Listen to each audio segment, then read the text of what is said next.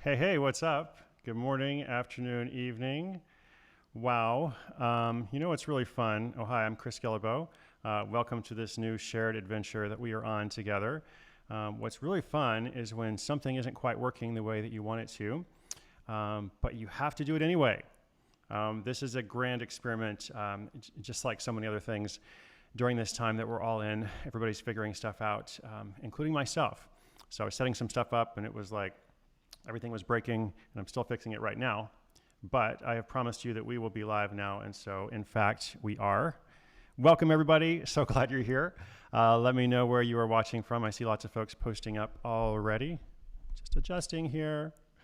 It's going to be good. Today, I'm going to share a couple of ideas with you, 3 stories, 2 ideas, and do an open Q&A, whatever you'd like to chat about. Hi, hi, hi. Just 1 second, and I will stop being distracted. Good, good, good. Awesome. Let me know if you can see this, by the way. I assume you can, but for some reason, I can't see it. So I'm just going to kind of trust the process and keep going here. Let's see. Good, good, good. Okay. There we go. Video connection. Excuse me 1 second here. Yeah, so sorry. Let me know if you can, in fact, see this and hear it, because I'm not totally clear here. And if it's working, then we'll just keep right on going. If not, we're going to stop and figure it out.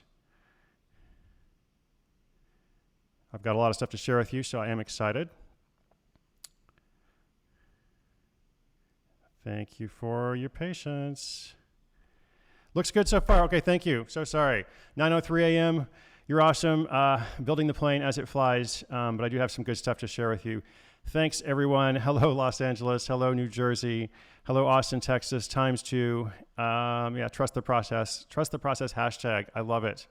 That's great. That is so fun. Vienna, Austria, Kansas, Bangalore, Florida, California. Amazing. Well, hello. And this is this new series all about finding opportunity in a time of uncertainty. I'm going to talk really specifically about what a couple of people are doing to kind of recreate or pivot or, adjust to the changing world and such. And I would love to hear your questions as well. I was also thinking a bit, I did some live streams yesterday on Twitter, Periscope, and Instagram. And a lot of people have been asking me about okay, so how do we apply this thinking? Like, what are the specific opportunities, and not just what are the specific opportunities, but how do we find them, right? How do we find those opportunities? So, going to talk about that today. Let us now see if the next part of this process works. We got a question of the day. I'll tell you a little bit more about what this is about for anybody is new, and then we will jump right in. So let us see here real quick. Question of the day. Amazing. How about that? Today's question. Okay, so this is based, by the way, on the book The Money Tree, which just came out 3 days ago. I'm so excited to see lots of people, reading the book, commenting, posting photos, all of that. And in the book, which we're going to talk about in great detail next week, the main character, Jake, has this challenge, and he has to make $1,000 in a week, essentially. He's actually experiencing a lot of financial pressure. He needs to make some money to pay off debt and also, fix the rest of his life, because it's all kind of happening at once. And so he goes to this group called The Third Way, which we're also going to talk about next week. And he has issued this challenge, to go and make $1,000. So next week, we're going to dive in and give you a bunch of examples of how people can do this. I'm curious now, as I go into the weekend and prepare for next week, going to make various adjustments and tweaks. I want to improve as I go, as I mentioned. But I'm curious, if you thought about this right now, if you had to make $1,000 in the next week, do you have any idea what you would do? And by the way, I mean $1,000 that you're not already making, $1,000 that is additional. And by the way, Vin, thank you so much for mentioning that. It would be awesome if you'd do a little thumbs up on this video. That is super cool. It just helps YouTube and all that, helps me. You can also subscribe and click the bell to get notifications when new episodes are out. So let's see if we could go back over here. Great. I apologize. I will really learn how to I promise I will get better at this. So stick with me. It's a work in progress. So if you had to make $1,000, I'd be curious to know if you have any ideas about that. We're going to talk about the third way, which is the whole model of the money tree. It's basically, I'll go into more of it later, but the first way is the old school model of starting a business. You're opening a retail store, coffee shop, something like that. The second way is the startup way. And the third way is what, I've been teaching about and living out and highlighting stories of, in different ways for the past 10 years or so. But I've tried to really crystallize it in this cogent way, in this narrative of the book, The Money Tree. So somebody says, I have no idea. I totally get it. That's okay. That's why we're here. That's why we're here, to help people understand how to navigate it. I'm just curious if anybody has an idea. And I want you to know this is a safe space, right? This is a judgment-free zone. It's totally cool to just to ask anything or to suggest anything. Doesn't really matter. That's how we're all going to learn together. As you can see, your host is learning, but hopefully you'll be learning at some point too. So, I want to share these quick stories and a couple of ideas, and go through your questions. And I see some of those comments there. Feel free to keep posting them. I will regroup with them in a second. Let us now see if this next thing works. This is partly why I was challenged in the moments before this call. Awesome. Good. I think I'm just going to do it this way. This way is good, right? This way is good. All right. So the first thing I noticed was really fun business that I got a chance to spend some time with in Atlanta a few months back. It's a business called Unexpected Atlanta, unexpectedatlanta.com, or I think they actually have atlantafoodtours.com. They're one of the largest food tours in the city. They've done a really good job of just building this historical tour. You learn lots about the city, you learn lots about the culture, and you highlight, they visit lots of little small businesses along the way. So, the founder of that, she was doing really great. She was actually a lawyer, quit her job to go all in with this. And needless to say, over the past couple of months, it's been a little bit hard to do food tours. In fact, she hasn't been able to do them at all. So what did she do? Well, she decided to create a tour in a box, essentially. And if you go to unexpectedatlanta.com, you can see, now you've got this virtual tour, and the virtual tour includes, lots of video and explanation, but you also get a package. You get a package in the mail of a number of items from these different businesses. So I thought this was really cool because, first of all, she's found a way to keep going herself during this time. She's not just putting the whole thing on pause, for weeks or months or however long it is. And second, she's able to help some other small businesses during this time, a lot of those restaurants that are now closed or at least experiencing greatly diminished business. But then the other thing that I think is good about this, and anybody who's doing these kind of like virtual options, digital, making a kind of transition, it's not just about making money now, because in some cases, they're making 20% or 30% of the revenue they were making before. It's still a very serious situation. I think it's about keeping your business or whatever it is that you're doing, your message, your community, kind of front of mind with your customers so that they don't forget about you. And they kind of see that you're hustling and you're being scrappy and you're trying to do whatever you can.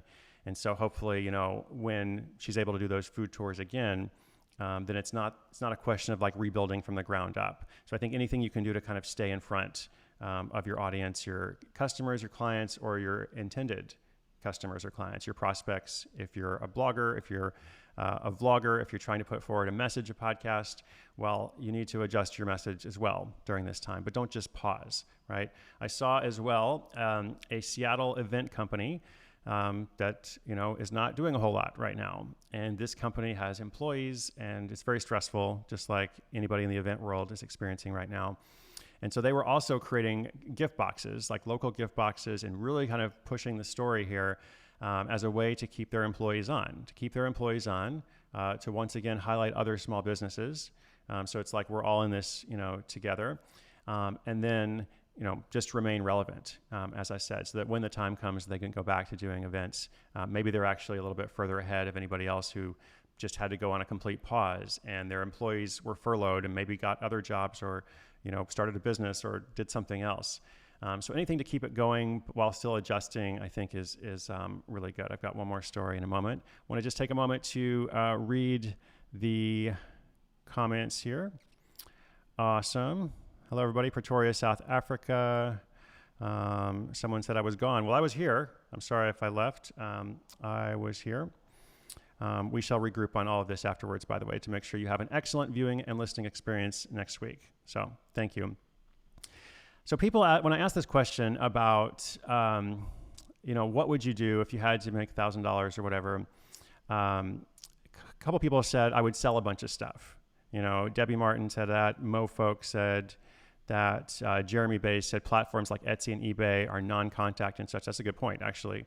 In this world where we can't have contact, that is an option.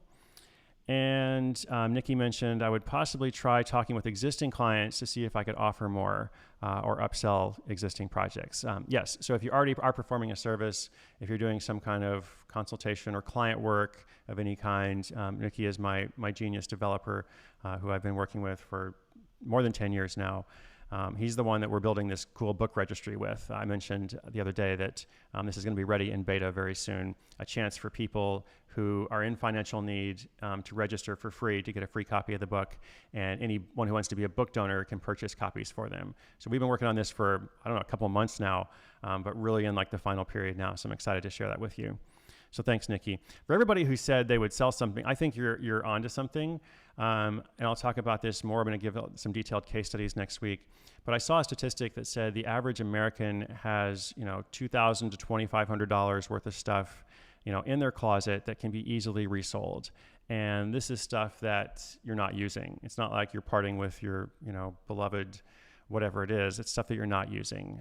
And so if that's true for the average American, I'm sure it's true for lots of other people as well. So selling stuff, that's great. Going to come back with that more. David also said, hey, David, what's up? Help people develop their ideas. I have far more ideas and actionable strategies from experience than I have time to execute on. And if I'm honest, the ideas even surpass my level of follow through.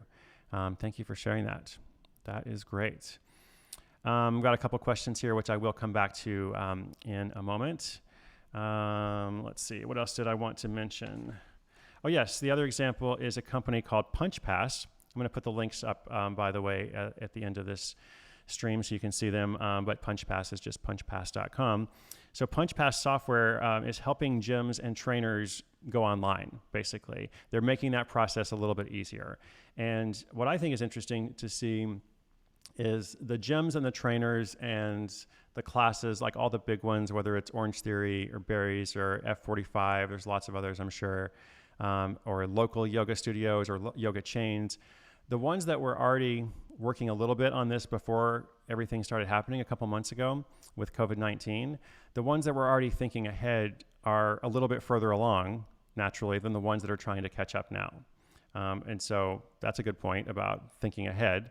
You don't want to just be thinking about what's going on now. You want to think about what is to come, or how can you be prepared for whatever is to come. But still, I thought it was cool that this company, PunchPass, is doing what they can to make it easy for people, for anybody who is really good at being a personal trainer, but they haven't thought a whole lot about the tech side, their website, the online side. They are helping with that. So those are a few examples. I'm going to give you a couple of ideas, because people are like, what can I do right now? Or what is a good market? What's a good trend? And I usually try to focus more on helping people identify what those things are, as opposed to just telling you what I think they are. But I am going to give you a couple of specifics. Okay. So you got a question here from Jacob, and a question, I think I saw one other question as well. But let's talk really briefly about Jacob's question, and I'll tell you these two ideas. Then I'm going to give you a daily challenge. Every day has a challenge. And then I'll say farewell for the weekend. Quick little preview of what's to come next week as I continue to evolve this series. So Jacob says, can you tell us more about how you create/organize your team?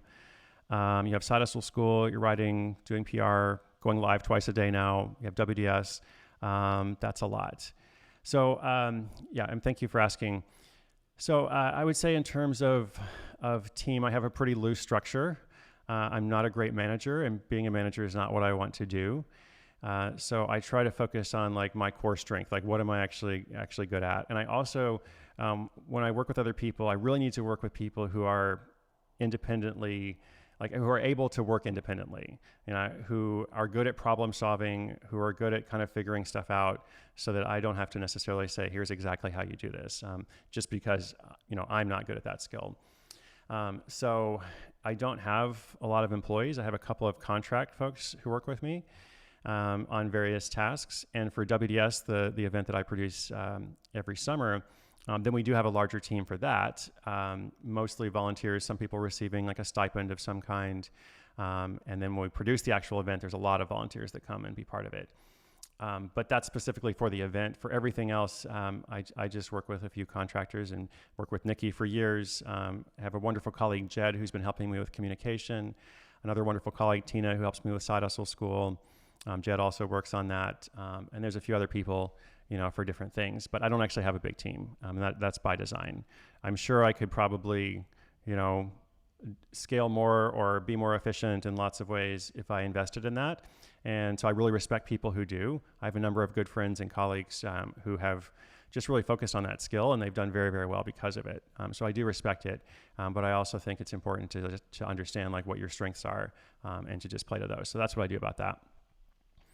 Let me know if you have any other questions. So when I was thinking about, ideas, I was like, I got to give you a couple of ideas here. And one that I thought of right away was, why isn't there like a Zoom consultant? Why isn't there a Zoom coach? Because, as you're probably aware, the whole world is using Zoom now, not the whole world, but like tremendous growth in online meetings, webinars, conversations of all kinds, concerts, etc. Musicians are doing all these concerts every day now. And Zoom in particular has gone from 10 million users last December to 200 million users now. What's funny is a lot of people don't know how to use it, right? So whenever a service grows that fast and you have all kinds of people like entering into a new technology, there's all these jokes about it. There's lots of memes now of people learning to use Zoom, and like how every single Zoom call is now like, this format where the first, 4 minutes is like making sure everybody can see everybody and hear everybody. And then, somebody doesn't know how to mute their microphone, and then somebody shares their screen, the wrong way or something. And then, another 5 minutes is spent talking about here's how you get your virtual background to look really cool, all that kind of stuff. So I just thought like there's a lot of business needs here, not just for personal stuff, but a lot of businesses, need to improve their training with this. A lot of businesses need to help their employees do a better job with it. So not just Zoom, but also Slack and some other services like that. But Zoom in particular is the one I thought about. And the reason why I thought about it is I went to Google. So go try this sometime. Go to Google and type in how to, and type in how to use and see what shows up. And for me, how to use Zoom is like one of the first results. And then if you type in how to use Z or Z, like you'll see like a whole bunch of results. Like everybody is searching, like, how do I use Zoom? How do I do this with Zoom? How do I, so on. It went to YouTube as well. And there, if you type in how to use Zoom, you can see all these videos that have just popped up in the past, 3 to 4 weeks. Some of them that have hundreds of thousands or even millions of views. I found this one guy whose channel I was going to share with you, but I'll make sure to post it up so you can see it yourself if you'd like. I saw this one guy who had been doing videos for a long time, and he was pretty good at his videos, and he had a decent viewership. Each video is getting like a few hundred views, and some of them are getting 1,000. He had a couple that had done well and got 10,000, 20,000. But then he did, how to use Zoom, and that video is like 1 million views, right? And so it's like, okay, that shows you that all these people are looking for this information. And fortunately, he was really smart after that, because then you see these next videos, and it's like how to set up a Zoom background, how to have Zoom with a large party, just all like every other question that people ask. He started making supplemental videos for those, which also did well. So it just made me think, like, who is the Zoom consultant? Because I searched for that and I couldn't find anybody. Who is the Zoom coach who's making that easier for people and meeting that clear need? So that's my first idea. I'll give you one more idea in a moment. Let's see what other questions you have. Let's see. KS, how are you doing? Thanks for joining us again. I hope you've gotten more sales. KS was sharing with us the other day. Was it that you got your first sale or something like that? I forget exactly. Question from Mark. He's zooming now. That's great. That's great. Yeah. Question from Mark. How did you find sponsors such as ShipStation for your podcast at the beginning? Yeah. So here's a funny story about my podcast, Side Hustle School, which I'm still doing every day, 7 days a week. I first had the idea to do it just kind of on my own, and I didn't think I would have advertisers or sponsors at all. I thought I would just kind of do it, put it all together, and not even try to monetize it. But then through a series of conversations, I ended up working with this network, which was first called Panoply. Now I'm working with a network called Cadence 13. And their model is like this advertiser supported model. And so I was like, okay, well, if I'm going to work with them to benefit from their production, benefit from their expertise, their advice, all that kind of stuff, then this is the model that I have to work with. And I'm really glad I did, because since then we've probably partnered with, 40 or 50 different companies that have run campaigns. And some of them, including ShipStation, have been just so supportive and so loyal, been with us from the beginning. And I've gotten lots of notes from listeners as well who have tried their products and services, whether it's ShipStation or somebody else. I just recorded an ad for Fiverr, and I was like, I've been using Fiverr for stuff. So I've been a customer of Fiverr and Zapier and some other services that have done advertising, and it's great to have them on. So the point is, the network does all that. The network handles advertiser relations. They take a percentage of the revenue. I take a percentage, and I'm very happy for them to do it, because I do not want to mess with that. Like I wouldn't know how to sell. I wouldn't want to be on a bunch of phone calls. Basically, they handle everything. They give me the copy, for the ads. I approve the sponsors, so I do have like a right of refusal. And then I read the ads, and the producer sets it all up. So that's how that works. I'm always happy to share anything about my business, or different things I've tried, or things I know from other people. Another question. Oh yes, duty-free collection from KS. That's great. Is publishing an ebook a good idea these days? Okay, I'll come back to that. The next thing I was thinking was, the next idea. What will people need next? This is what's important to think about, because the Zoom thing is cool. Like, you can be a Zoom consultant now, but it's probably going to be people doing that a week or two, from now. The people who made those videos are well positioned in that space, et cetera. So you always want to be thinking like one step ahead. And you might say, well, how can you think one step ahead? Like, none of us knew this pandemic was coming. That's fine, but here we are now. So we know that the pandemic is here. We don't know all of the outcomes. We don't know how it will end, or how the curve will flatten, or how, at what point people will be able to get back to a previous way of life, how much adjustment will be required. So we don't know all of those things, but I think we can probably say that at a certain point, things will not be as they are now. So this is what you should think about. When that change comes, or when it begins to come, how can you be positioned for the needs that people will have at that point? And I mentioned before that community and connection is this huge desire right now. That's why there are so many live streams. That's why I decided to do this. Instead of going to 40 cities, since I can't do that, I can come on and talk with all of you, and answer questions, and share whatever knowledge that I have or experience that I have. And so there's so much desire for community and connection. What will be the case if we look ahead, or if you're watching this video later, as people come out of an experience of being on lockdown, unable to to get out much, unable to have any physical contact with people. And so I thought back to the Atlanta food tour person, or anybody else who's doing, food tours or local tours of any kind. And I was like, well, what we need are recovery tours. We need somebody to highlight, like, how have businesses and people, not just businesses, but how have businesses and people, been able to make it through this time, and what have they learned? And let's go around, if it's a food tour, let's go around to a bunch of restaurants that were able to kind of stay in business, or they switched to a delivery model, or let's go back and support businesses that had to close and experienced a lot of hardship, but are now trying to get back going.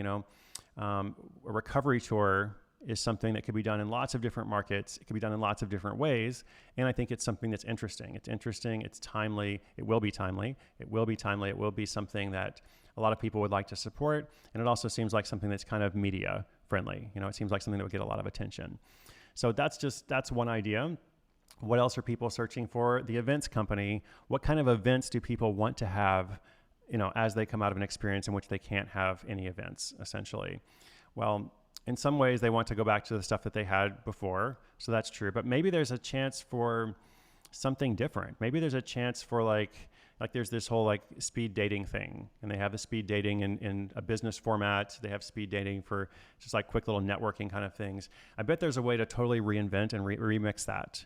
Like a remix that to like coming out of this time, here we are back in the world of human contact, at least, face-to-face contact or whatever. There's got to be so many opportunities there. So these are just two things that I thought of. I bet you could think of some more.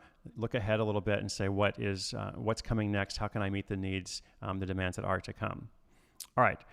Couple of other questions here. Thank you so much for coming to the open Q&A. So my thought is, this is, a new thing. But my thought is, so we take the weekend off, come back on Monday. I'm going to have some all new content, really focus on this idea of making $1,000 in a short period of time, teach a bit more about the third way. But my idea is like every Friday, I'm going to do kind of an open Q&A. So it will be like a looser format, which is good since some of my technology wasn't cooperating this morning, but that was not intentional. A couple of questions. Okay, so is publishing an ebook a good idea these days? It can be a good idea. It cannot be a good idea. I think the better question is like, what are you trying to share? What is the content, or what is the message, or how are you trying to help people? And then from there, we look at like, what is the best format for that? So we could talk about that more if you had a more specific idea. Thanks, David, for that advice. Would you say WordPress is better than Shopify? This is another question from Mark. Is WordPress better than Shopify for selling ebooks? I mean, with a lot of those things, I think it's best to use whatever you're comfortable with and whatever is easiest for you. And if you have been using WordPress and you're comfortable with that, then I don't think there's any compelling reason to change to Shopify to sell ebooks. But I think the opposite is true as well. I think Shopify is really great for like e-commerce products, specifically physical products.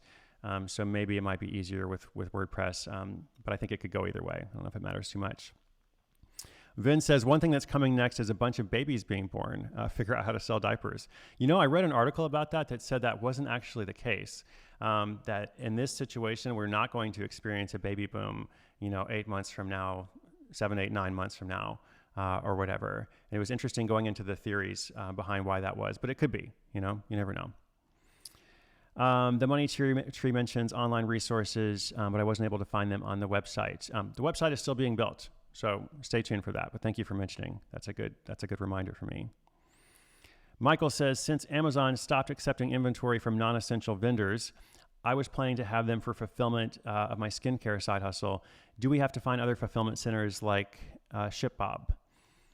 I'm not familiar with ShipBob. I think you can still proceed with that plan because yes, I realize you can't ship your inventory to Amazon right now, but I don't know that that's going to be the case for more than a few weeks or so longer. I think Amazon is really good at doing what they do, and Fulfilled by Amazon is a major program for them. So I think, unless this is something that you really you need to launch now, and you have to have a fulfillment center, I almost think if you want to sell now, why not find a way to do the fulfillment yourself in hopes that Amazon option is going to open up pretty soon. That's my sense on that. Debbie says more likely divorces, unfortunately. Well, I think people are going to make changes. I think people are going to make a lot of changes that come out of this time. And, for some people, it may be the right choice, to have a separation or a divorce. Or some people, they may realize they've been in a situation that it's time to change. So I did see like a joke about well, it's not a joke. It was like a true story about somebody that's like, I just moved in with my girlfriend like a week before, all this started. And when it ends, we're either going to be engaged or broken up, essentially. Let's see what else we've got. Money, lost jobs, and confinement. Yes. In the Money Tree, Rikerbot says, in the Money Tree, Jake starts out reselling yard sale items. What's a good alternative to that starting point in these days of social distancing? Great question.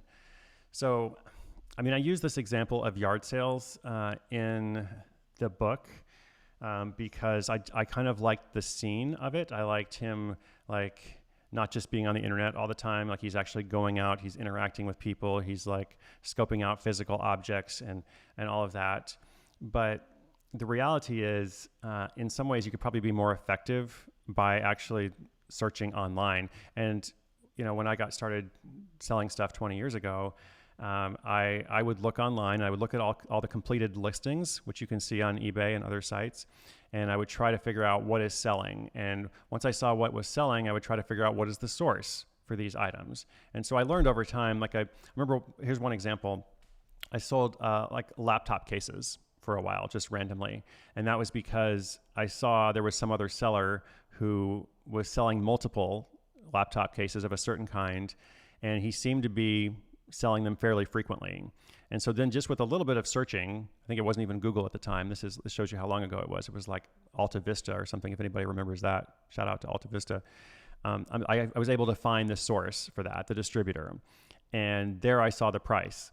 And the price was something like, if I bought 20 of them, I could buy them for, $25 to $30 each. And the average selling price was like $50 to $55 each.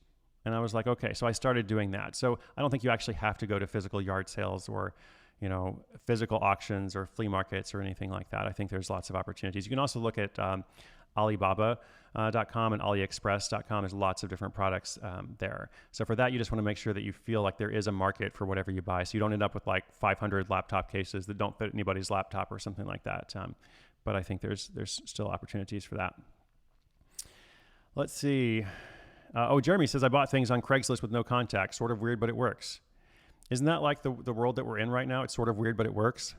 So that's a good idea. That's interesting. And I bet a lot of people are not buying on Craigslist now, which is also like, you might be able to get a better deal. Like, there's less competition, supply side, demand side.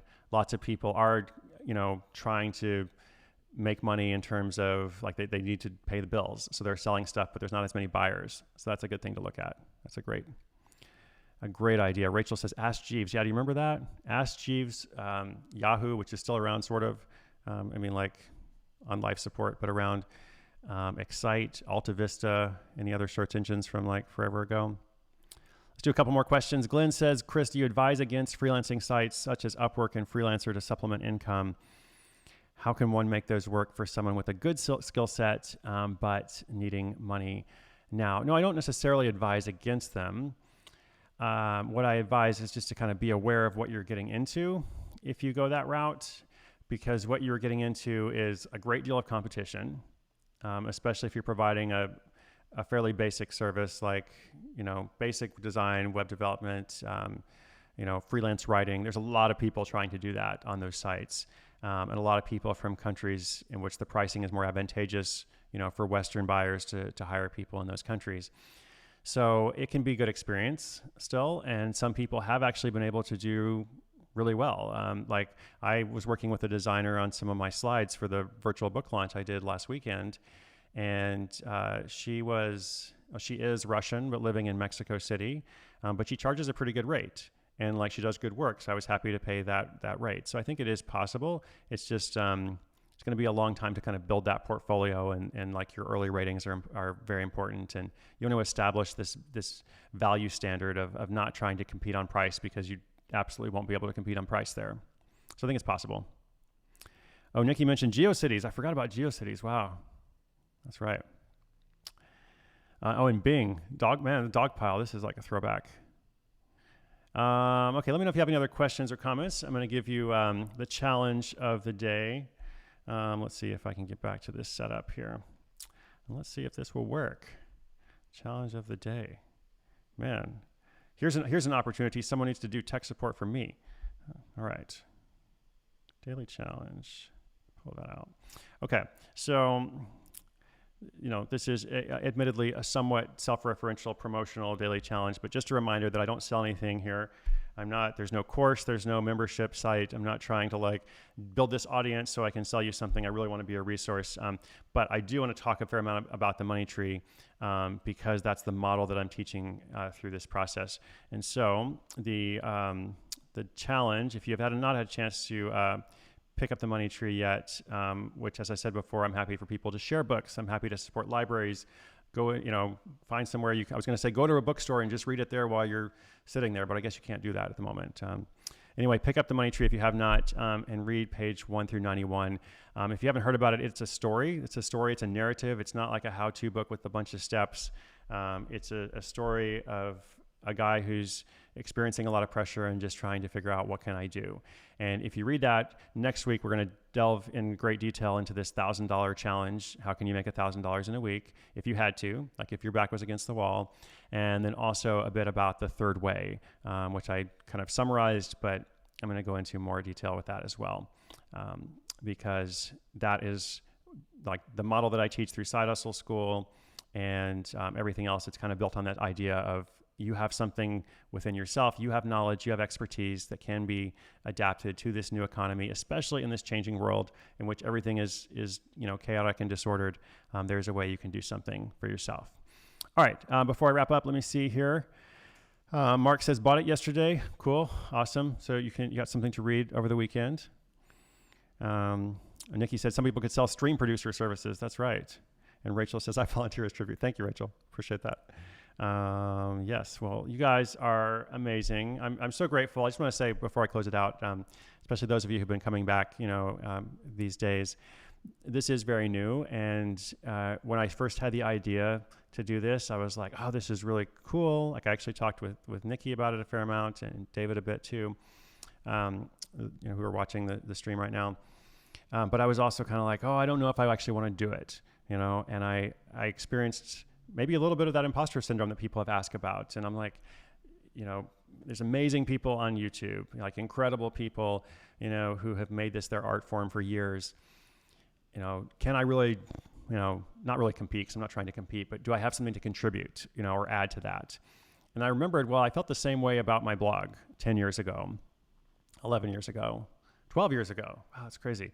I felt the same way about my blog when I started. I was like, everybody else has been doing this forever. I'm so behind. I'm so late. But I managed to kind of persevere. And I thought, I'm going to regret it if I don't try. The same thing with the podcast 3 years ago. Now the podcast is doing really well. It's very successful. It's like millions of downloads a month.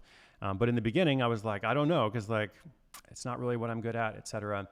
But I'll just start and I'll figure it out as I go. So this is what this has been as well. It will continue to be, but I am very grateful to everybody who's been watching in the early days. And I hope it will grow, but mostly I hope it will be helpful.